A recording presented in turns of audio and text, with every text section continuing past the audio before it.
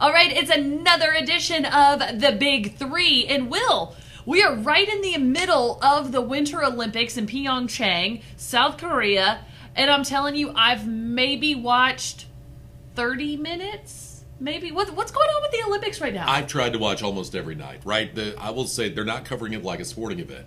I don't know what's coming on. I don't know when it's coming on. I don't know when they're going to change from whatever sport they're going to whatever sport they're going to next. I think they've been ice dancing and figure skating every day since 2014. It's just been nonstop ice skating, skiing, and I don't know when they're coming on, and I don't know who's coming up next, and I don't know when the Americans that I should look for are coming on.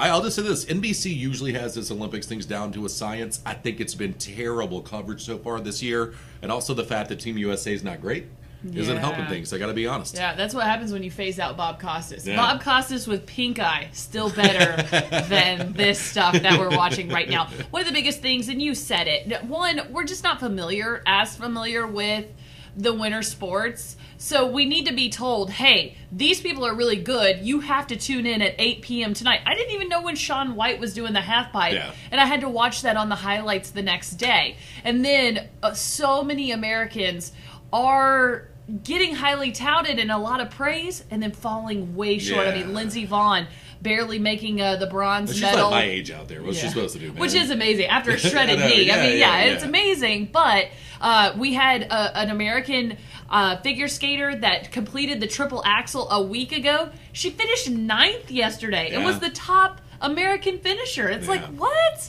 So, I don't know what's going on. Would you like to watch Norwegians and Germans be awesome at things? That's what the Olympics pretty much are this year. Yes. Amanda Hera, loving the Olympics. Her husband is Norwegian, and so is her new baby. So she's loving it. Next up, we had some announcements in Major League Baseball come out this weekend. And the biggest thing is they want to find a way to speed up play. And I totally get that.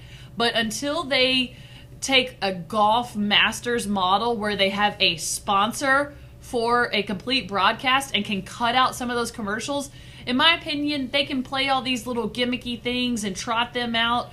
It doesn't matter because you're talking not shaving real time off the clock. They didn't go nearly far enough. The unfortunate part is you're listening. Baseball guy thinks everything's fine. Baseball players think everything's fine. Yeah. The players union thinks everything's fine, and they're horribly mistaken. Just because you're getting paid doesn't mean your sport isn't seeing the lowest ratings it's ever seen every time you're on primetime and during the regular season. That's even Yankees Red Sox. Yeah, the numbers are horrid right now. So you've got to do something to increase pace of play.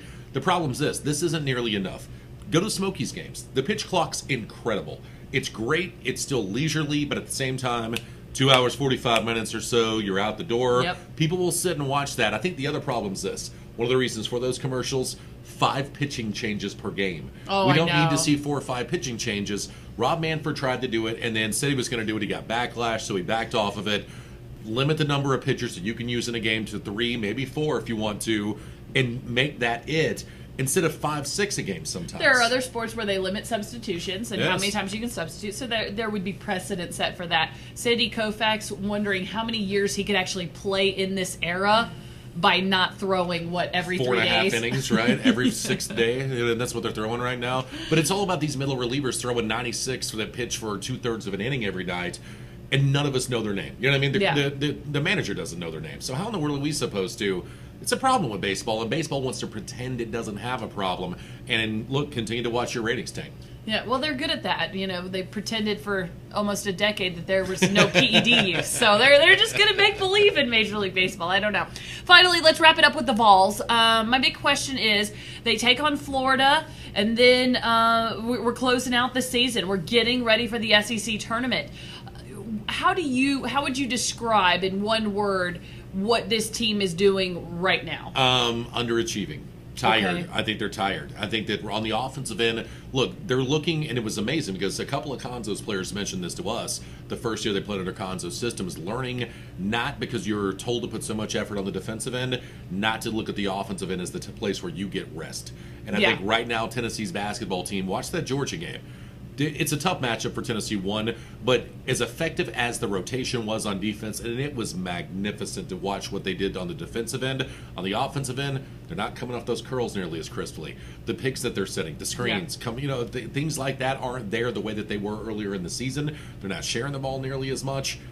And at the end of the day, this is why they've lost 2 of 3 right now. Yeah, the biggest thing is they've got to get back to that working hard and trust that Rick Barnes will take them out and will substitute because they have good production off the bench. It's like you can go all out for 4 minutes and we'll get you out. We'll get you some rest, Grant or whomever. Going 9 deep right now, yeah. So that's really strong. I put the label on them. They are fading kind of down the stretch. It's like that Kentucky Derby horse that's leading most of the race, and then as they come around that final, he's They're sprinters. Their mutter was a mutter. Do they get it back?